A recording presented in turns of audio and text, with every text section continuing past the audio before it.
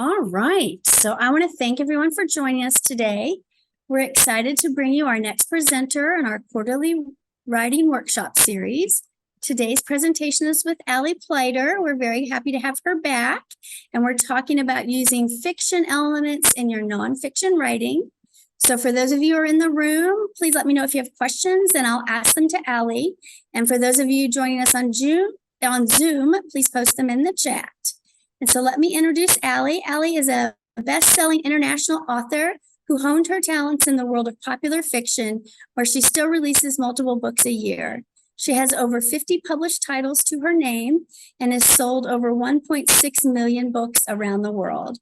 Her well-known chunky method system trains writers at every level to formulate plans and meet deadlines in a way tailored to their unique working style. Allie is an avid knitter, confirmed coffee junkie, and firm believer that pie makes everything better. She holds a BS in speech from Northwestern University and just moved to South Carolina with her husband and her dog. So welcome. I'm so happy to have you back. I'm going to turn the presentation over to you, and then I'll come back when we're ready for questions. Terrific. Thank you so much. One of my children, not the four-legged versions, but the two-legged versions, is a Texan and is about to marry a girl from Houston. So we have wonderful roots in Texas. I'm going to go ahead and share my screen so that you see the presentation. Let's make sure we get everything going. All right. So if we're going to have some participation today. So if you can maybe speak your participation or put it in the chat. Let me make sure I have the chat up so I can see you. Jennifer, I can only see hosts and panelists, or can I see everyone in the chat? I think we're okay. She might be muted. Well, technology being what it is. All right, so I'll put a hello in the chat and we'll make sure everyone can see it. Oh, hang on. It's still saying host and panelists. Everyone, let's try that again. Hold on. There we go. I think everyone now. All right. Thanks for the technology or for your patience with the technology. So we're going to talk today. I'm one of the small percentage of writers who writes both fiction and nonfiction. So I have a foot in both camps and skills in both camps. And what I'm going to be sharing with you today are some of the tips that I use from my fiction career to make my nonfiction writing and the nonfiction writing of the coaching clients that I serve more vibrant and more powerful. So there are some tips that you may or may not be aware of as you read fiction that can be useful in making your nonfiction work stand out and give a stronger impact to your reader, which is, of course, what we all want. So come on, slides, do your stuff. So does storytelling really belong in nonfiction? Is there really a place for it? Well, of course, the answer is absolutely. And if you've started to look at, say, LinkedIn or some of the other presentation articles that are showing up online these days, there's a lot talking about the power of storytelling. Even in branding, if you've noticed some of the advertising that you see, brands are telling stories. They're not just selling products. They're telling you a story behind the product because they're aware of the emotional connection that it creates. People respond to stories. They will absorb facts, but they will remember stories. It will sink in. The kinds of points that you're trying to drive home with your nonfiction are going to sink deeper and last longer when they're put in a story. Why? Because storytelling creates vivid images and strong emotions. If you've ever watched a mentalist, someone who memorizes as sort of a magic trick, they will tell you that it's not just sheer brain power that does it. They usually use some sort of a device that's either a story or an image that takes them through the process so that they can remember what it is they need to remember. So if you've ever told yourself a story about someone so you could remember their name and the pertinent fact that you need to remember about them, You're using the power of storytelling. So we're going to show you tonight some ways to put that into your nonfiction. And it's much easier than you think. And you don't have to be a spectacular natural storyteller to do it. Of course it helps, but you can take these tactics. So let's start with the first one. If you've ever opened a good book, you know that that first page usually grabs you. So the concept of starting fast is something you want to take from the fiction world and put it into your nonfiction. I write for Harlequin. Many of my books are for Harlequin romance. And there was a time when the president of Harlequin would read the first page of every book. And if you remember, usually the first page of a book starts about halfway down the page. So he was really only getting 3 or 4 paragraphs. And if it didn't grab him, your book went back to the editor. So starting fast is a way to get your attention. We all are aware that the attention span of our readers and our potential clients, or whatever it is you're trying to do with your nonfiction, is really short and getting shorter every moment. So the more you can start fast, the more you can drop your reader into that story, into that concept, pull them along, the better off you're going to be. So what are some ways to do it? First one is to ask a powerful question. Sometimes we think we need to start with a very factual setup or an introduction, or here's why I wrote this book. All of those things are important, but they're not going to pull your reader in fast as some of these others. So here would be a powerful question. What does a miracle look like? Well, I want to know the answer to that question. Are we going to be talking about miracles? Have you had a miracle in your life? Have you had something you think feels like a miracle? Are we going to debunk miracles? You want to be able to pull that audience member in, that reader, with a question. So think of a powerful question. A lot of times this doesn't come on the first draft. This is something, particularly an opening line, that takes 2 or 3 revisions. I'll ask a lot of questions out loud often until I hit on the one that's going to pull you in right away. So the first thing you could do is open your work with a powerful question. Conversely, you could make a bold statement. If you started your book or your article with, I wasted 10 years of my life on an enormous lie, again, we want to know, why do you think it's wasted? What's the lie? It was big. What was it? Do we know about it? Do you regret it now? Those kinds of things start engaging us with the story as fast as possible. My favorite one, and I do believe, I meant to look this up, was a Stephen King book where the opening line was, evidently the nuns were wrong. And I thought that was fascinating. I was going to read the next paragraphs no matter what. So if you picture that person standing in a bookstore, opening your book, you've got that first page to just grab them. A bold statement is going to do it. Something that might be controversial or thought-provoking or just bold is going to work. The third one is kind of related, but it's to drop your reader right into the action. If you're going to be telling a story that opens your piece, or you're going to be describing a situation, this is an actual opening line from one of my favorite novels, which was, it was only a matter of time before the wedding reception turned into a brawl. Again, there's details. We know we're at a wedding reception. We know something's going on. If you're going to start your article or your blog post or your book with some kind of story to drop us right into the action, don't bother with something like, it was a wedding reception, things were getting tense, I was worried about how long this level of civility would last. Yes, that's all still accurate, but it was only a matter of time before the wedding reception turned into a brawl. That's a bold statement that drops us right into the action. You want to, I love this Stephen King, I believe it was Stephen King, who said, start your work at the last possible moment.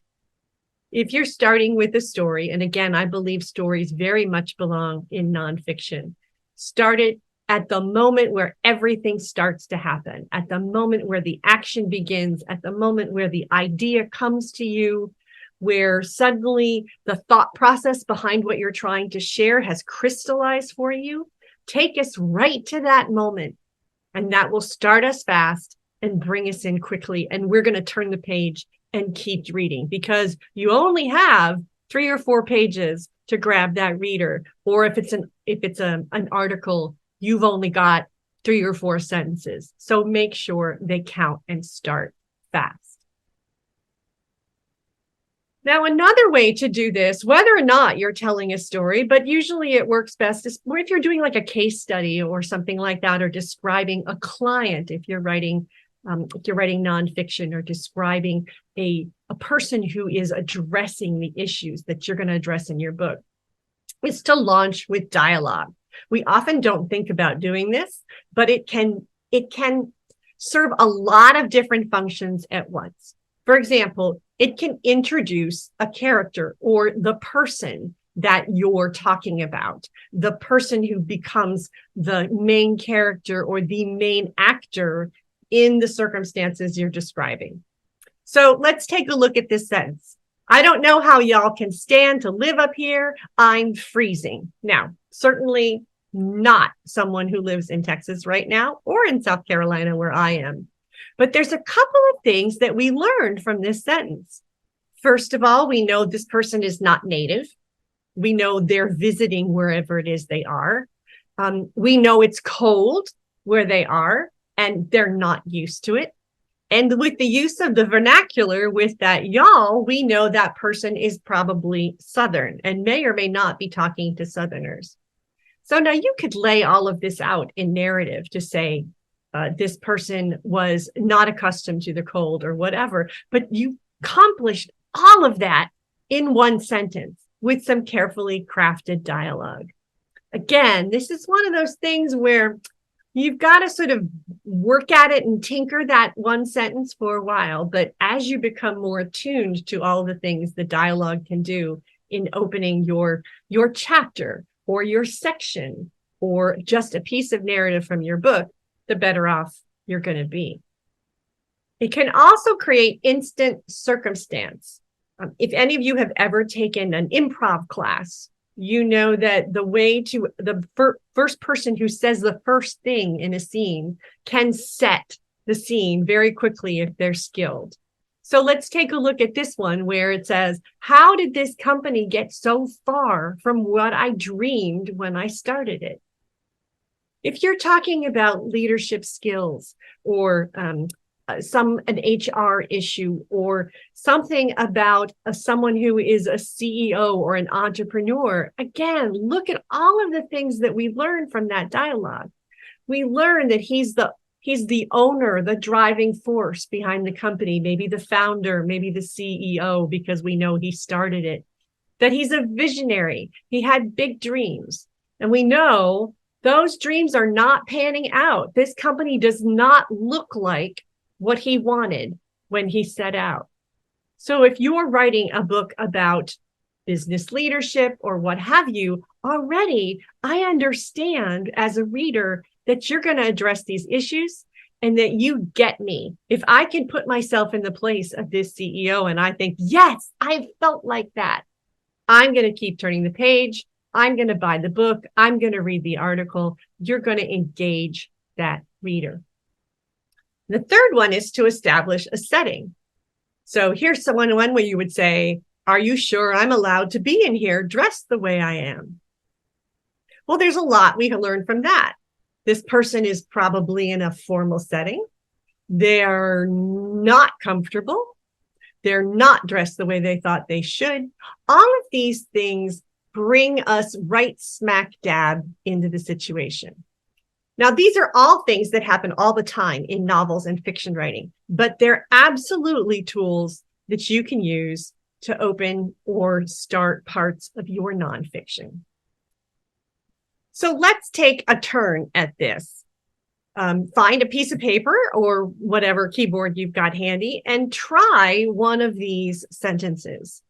Think of what a section, a portion of your current nonfiction work and either try to start fast or launch with dialogue. I'll give you a minute or so, and then you can either put your opening sentence in the chat, or we can somehow get it read from the live audience. Please remember that I can't see you. So if you do have a question or comment, you do need to put it in the chat. Or if you're in the room, I also can't see you there either. So you'll need to work with Jennifer or the person who's monitoring in the room where you are. Anyone have an example to share?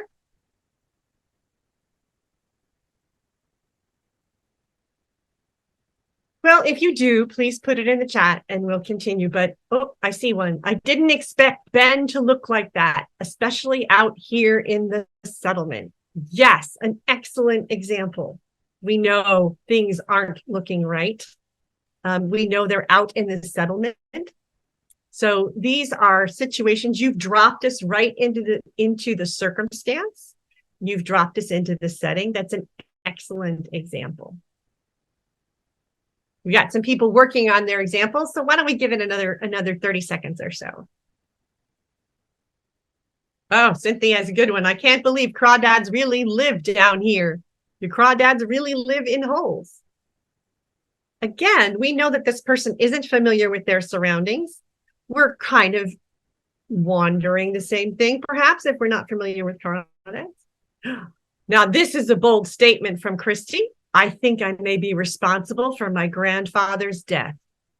That is the paragraph I want to continue reading. That's a bold statement. Excellent, excellent work. If you're finding this difficult, don't be surprised. These opening statements are tough, and they take a lot of manipulating to get right.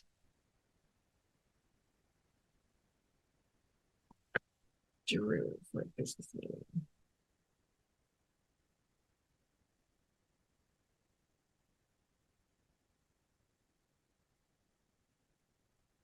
Okay, let's continue. We've got some great examples. I appreciate you participating. Here's another trick that is very subtle, but you'll discover that it's extremely useful. What I call micro descriptions. A lot of times we will default to we want to make a vivid description. We want to set the stage. So we want to be able to, here's Drew saying, for business meeting, it's time we address the elephant in the room. Yes, absolutely. Always a good one. Let's go ahead and tackle it. The person knows what's coming. So micro descriptions are usually 1 or 2 word descriptions that are vivid and specific enough to give us a perfect snapshot of things and people. That way, you use a 1 or 2 word description to keep your tempo and your pacing very, very tight. You use how useful a description can be. You sort of wield a description to bring your reader into the story, but you don't go so far that you bog down the pacing. Here's an example. The gawky teenager stared at me. Well, now, every teenager is a teenager, but a gawky teenager is a really vivid word. We get an idea of a lanky, sort of slow-moving, perhaps not comfortable in their own skin kind of person. So it's just 1 word, but it makes it more vivid than just the teenager stared at me. So often when you do, you write the narrative and then go back and find that 1 word that takes that description to the next level. For a setting, the same thing applies. The CEO stood and planted his hands on the gleaming, massive desk. Now, it's not necessarily important that we know his desk was both gleaming and massive, but you see the impression that gives. This is someone who likes to wield their power, who likes to make sure he looks impressive. And the planting his hands on the desk tells us that perhaps he's feeling threatened or confrontational or is about to say something that he thinks is terribly important. So to just plant your hands on the desk is one thing. but for him to stand and plant his hands on a gleaming, massive desk. Again, it takes things up just a little bit with only one or two more words. An action can benefit from the same one-word description. The player loomed over his intimidated opponent.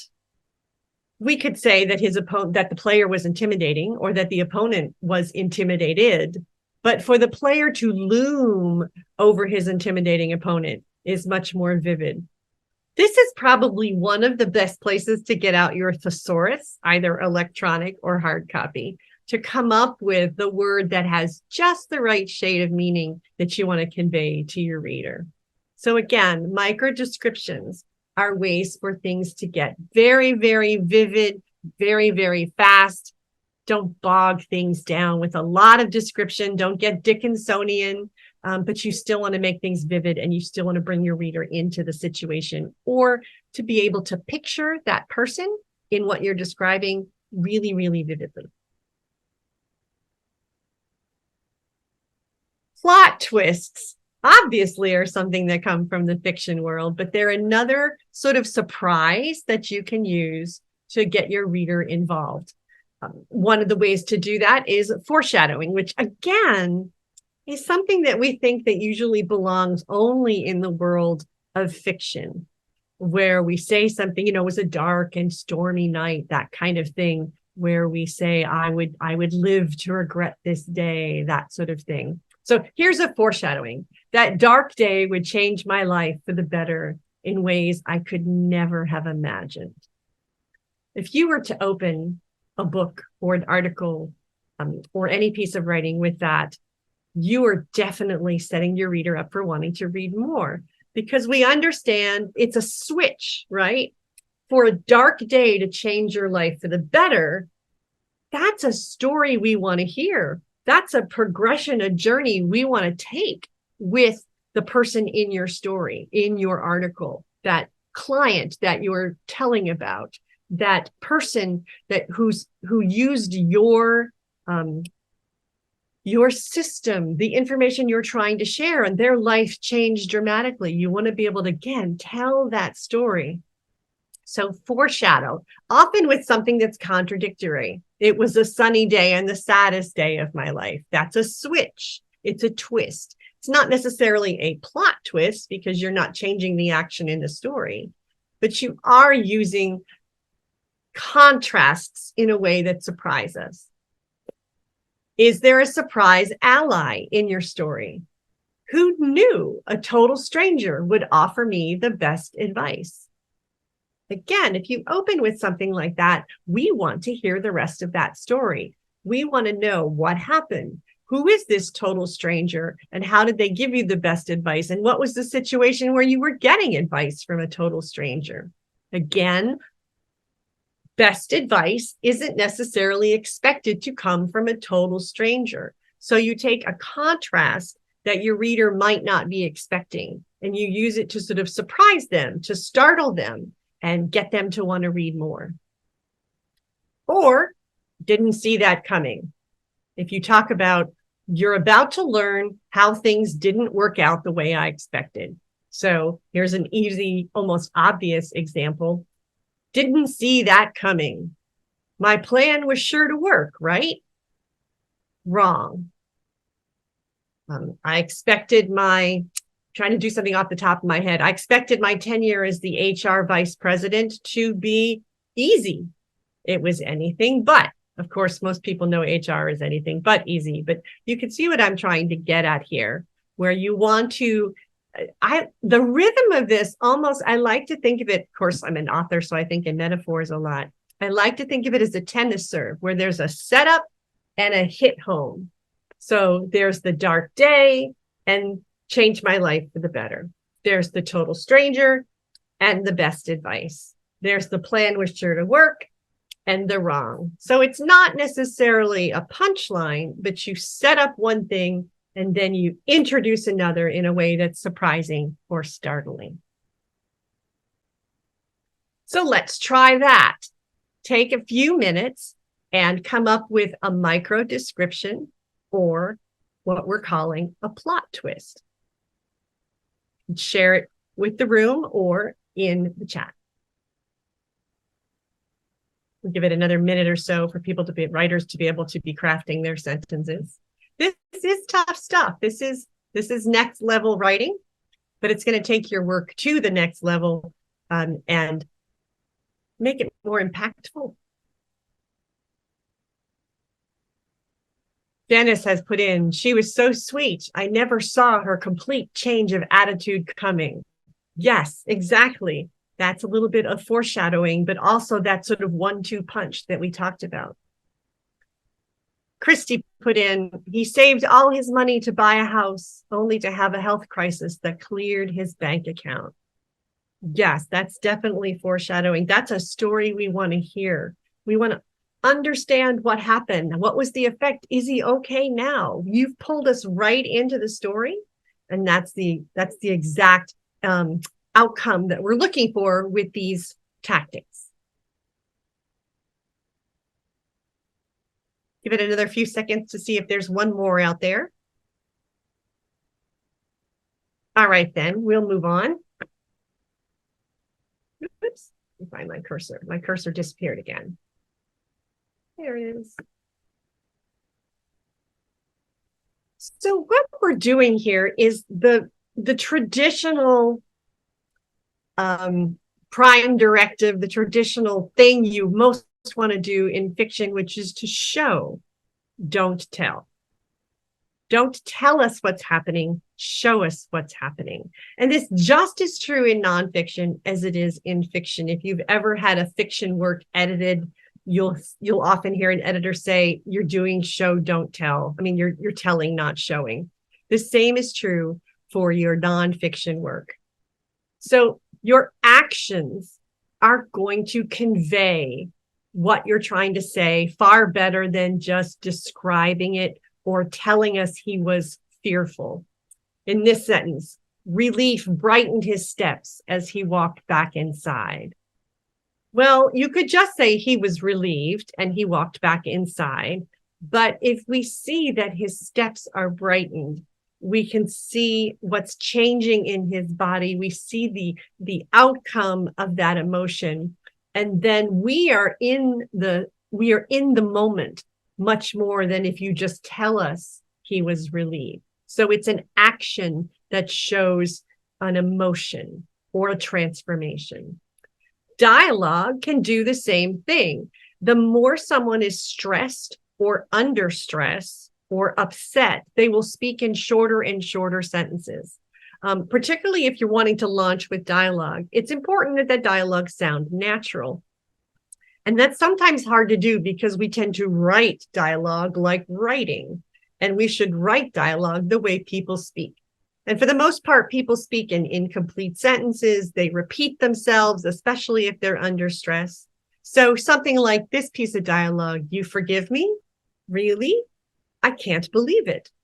People talk like that. And so if you give those little tiny snippets, we see how emotional they are. They're not really thinking through what they're saying. They're just sort of blurting out the way they feel.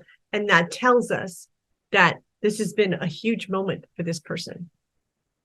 Transformations can come being shown. Again, we sort of saw that transformation up there in the action where his relief is brightening his steps. But Mary stepped out onto the bridge with confidence. Her steps came quickly while her hand rested loosely on the railing instead of clenching it. This could be someone who has adopted the practices and the policies that you may be putting forth in your nonfiction work, and now they're seeing the benefits of what it is that you're trying to teach. And so if you not only show the journey, you sort of map out the journey for your reader, but you let them watch someone take the journey.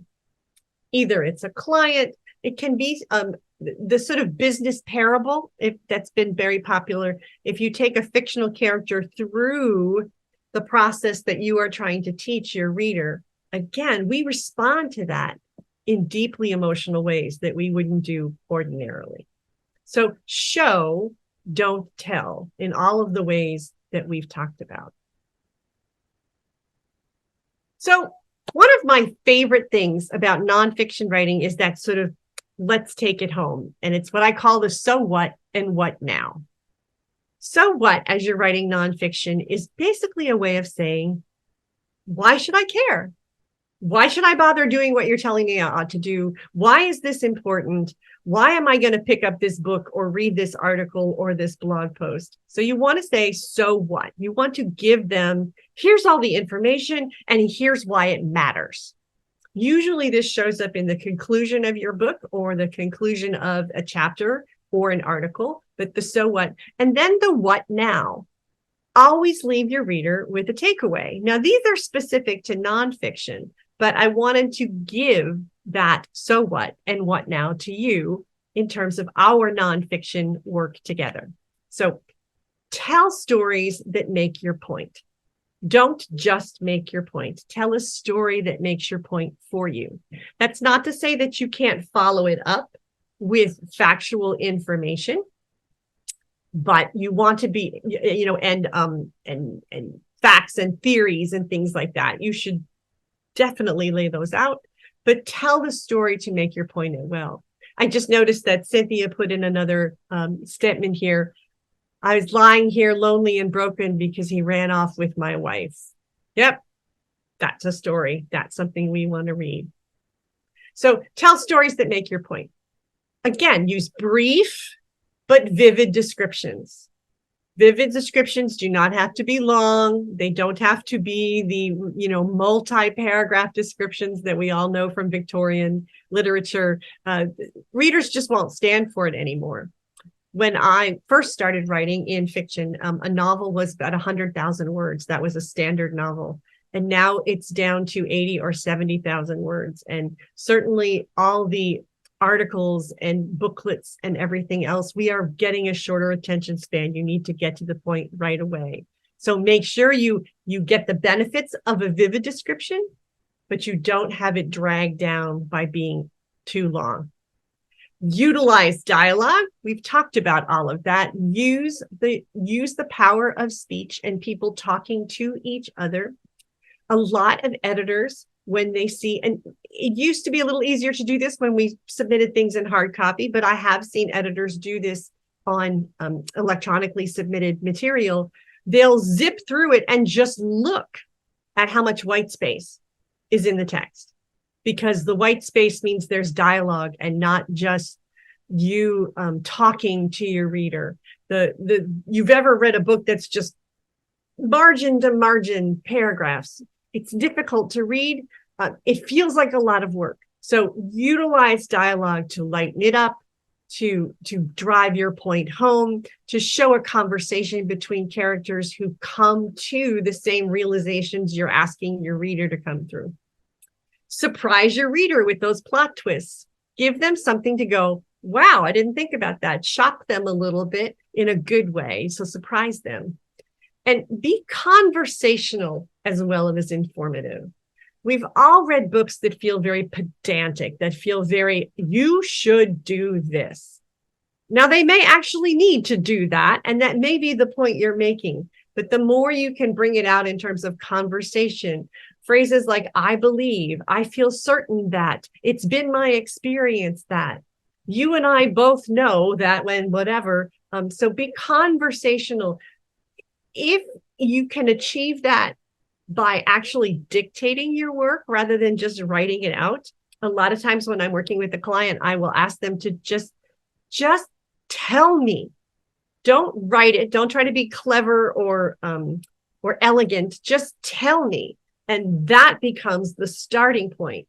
And so if you can either do that on recording, or you can go and have it, almost every computer or telephone has dictation software now, so you can just literally speak it in. Now, it's not going to be the kind of text that you can pick right out of that and put straight into your manuscript. It's going to take some polishing, but you will start to hear your voice in the text when you're literally talking. And that's the difference. That's the connection, because we keep thinking about one of the most important things you can do for nonfiction is to remember you're not communicating with a whole big audience. We think about all the readers that we want to touch, but it's really a one-to-one thing. So the more you can visualize and conceptualize your writing as a conversation between you and one reader, the more powerful, the more intimate, the more impactful it's going to be. So I wanted to leave lots of time for questions and comments, because this is a little bit of a difficult concept to get your head around. Who has a question about it, or maybe a situation where you're not quite sure how to implement any of these to make the point that you want to make in your nonfiction writing? Do we have any questions in the room or online?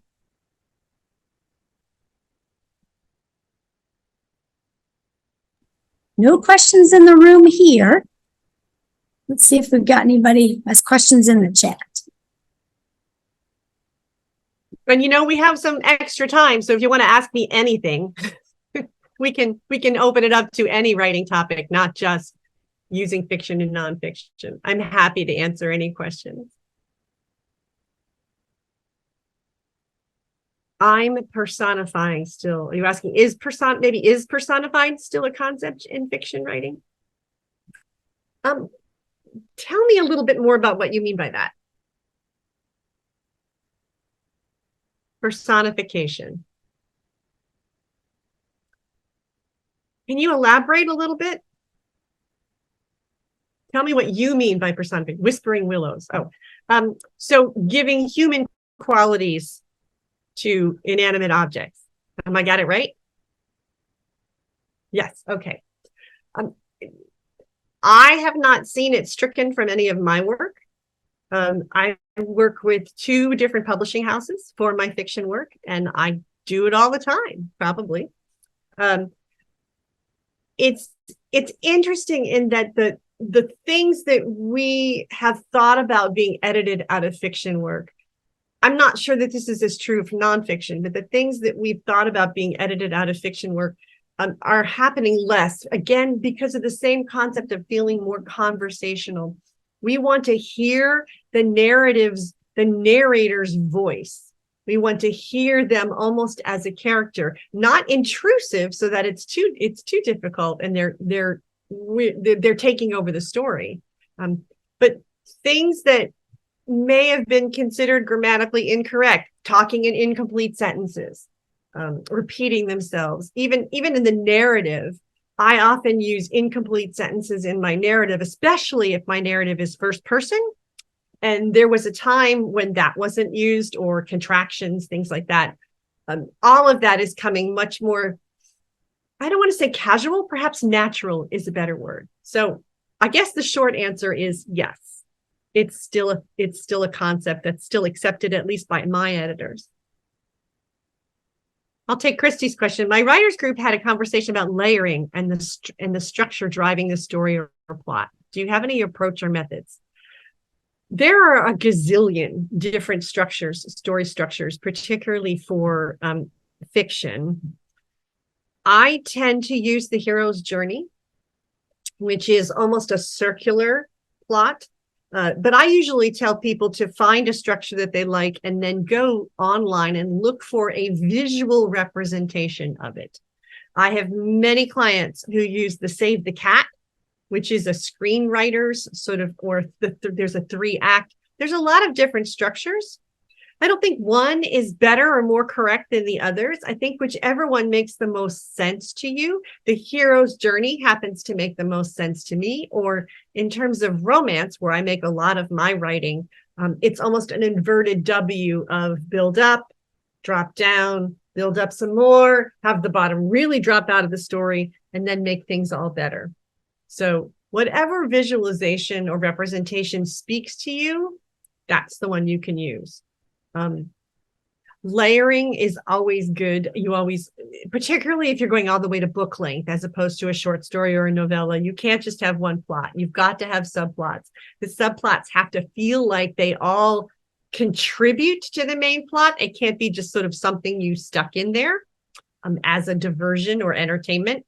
So yes, that layering and putting the structure together for a plot. An approach. I'm not much of a plotter, I'm afraid. I do a fair amount. When I write my mysteries, I need to know who did it. I need to know why they did it and how they did it. And I need to know who everybody thinks did it. And then the rest of it sort of comes to me as I go.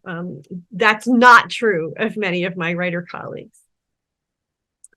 Susan asked, I'm a historian. We're taught not to inject ourselves into the story. I know what happens, but not, we often know what happens, but not how it happens. Which of your methods works best for historians? I think probably the foreshadowing would not work well, because then you're almost creating a character from that narrator. So anything that is giving an account of what happened without expressing an opinion of what's happening. So the foreshadowing is the one that's coming to mind right away. That plot switch may be difficult too, because it's tough to do that without getting a response from the narrator. And you're right, you don't want that narrator to feel really obvious in the story. I hope that answers your question. Jara says, in my nonfiction book, I have several locations I want to talk about, and in each place are orphans that I work with. How do you bring this all together? Can you have separate sections? I think one of the techniques that I like to use for something like that, where episodic probably isn't the right word, but you've got different segments of the same point, is to find a metaphor that pulls it all together. The two nonfiction books that I did for Zondervan were both parenting books. And I gave them overarching metaphors because they were all full of individual sets of tactics and things to instruct for parents. But I wanted them, like you said, I wanted them to feel like a cohesive whole. So for one parenting book, the overall metaphor was a tightrope walk. And we placed each of the sections as part of that. That in that particular place, that particular book, it was relatively obvious to the reader, but it helped them sort of, here's where we are in the process. Here's how these things fit together. So a metaphor, and the other one I did was it was a benefits package for motherhood. I used the concept of a working person's benefits package. So that's one of my favorite ways to make it all fit together. You may find a metaphor that works great for you. You may find it may be something that's very clear to the reader, and it may just be something that's in your head. I worked with a nonfiction author on a book on wisdom, and we actually used that hero's journey. And it's a circular thing. I don't know that the reader would pick up on that, but it helped the author to frame all of the stories and all of the concepts that he wanted into one cohesive whole.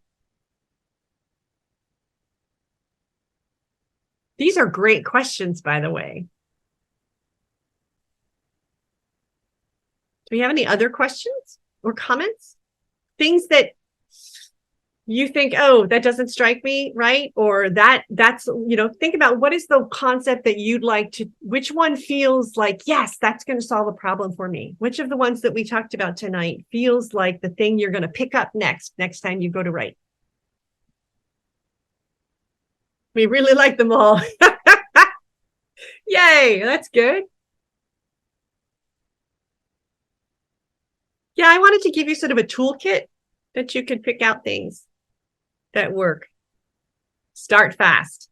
Definitely. From a purely marketing standpoint, that is probably the most powerful one that you can use, because not only do you need to catch the attention of your reader, but you may be looking to catch the attention of an agent or an editor. And so the same sort of instant pull in applies. You want them to want to read more fast. Oh, thank that you learned a lot. I'm so glad that you did. So we're getting sort of to the end of the hour here, but I wanted to give you the opportunity to learn more. I have two books for writers, The Chunky Method, which is a productivity book. And I'll stop here and say that Cynthia is big on asking powerful questions. Yes, inquiring minds want to know. There are two books that I have for writers. One is The Chunky Method, which is a productivity system to enable you to meet your deadlines and establish a regular writing practice so that you get to your deadlines. You're able to make sound plans based on the way you write, not the way somebody else thinks you ought to write. And how to write when everything goes wrong is just like it sounds. It's about how to continue to stay creative when life is falling down around your ankles or crisis. We were laughing, saying there were a lot of those flying off the shelves during COVID. And then coming in October, I have a brand new book with my co-author and co-coach, Kathy Fayek, The Writer Crisis Hotline, which is essentially a book version of a call-in show of all of the cries for help that we've received from our clients and our answers to it. So I'm really looking forward to that happening in October. You can find out all of that information by clicking the QR code on your screen. You just hold up your phone and click it, and it'll take you straight to a subscribe where I do a lot of different things. I write books, I teach, I coach.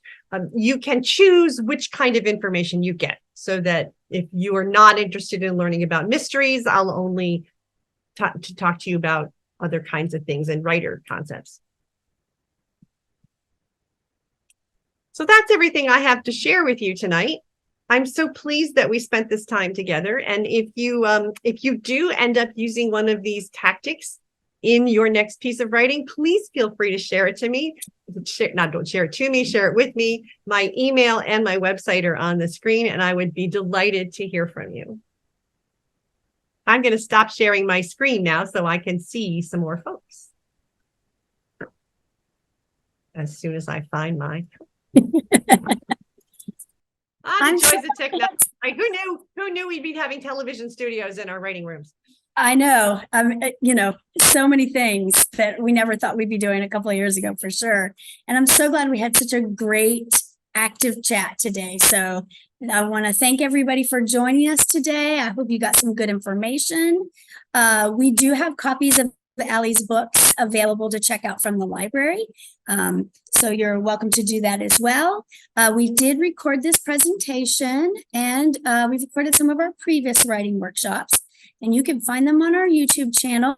We have a playlist just for writing workshops.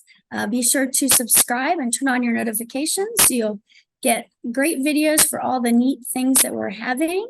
I want to thank Allie very much for being here. And our next quarterly writing workshop is going to be on December 7th. It will be in person at our Ridgely Library, but also on Zoom at 6:30 as always. And we're going to be discussing how to find an agent. So I want to thank everybody. Thank you again, Allie, and everybody have a wonderful evening.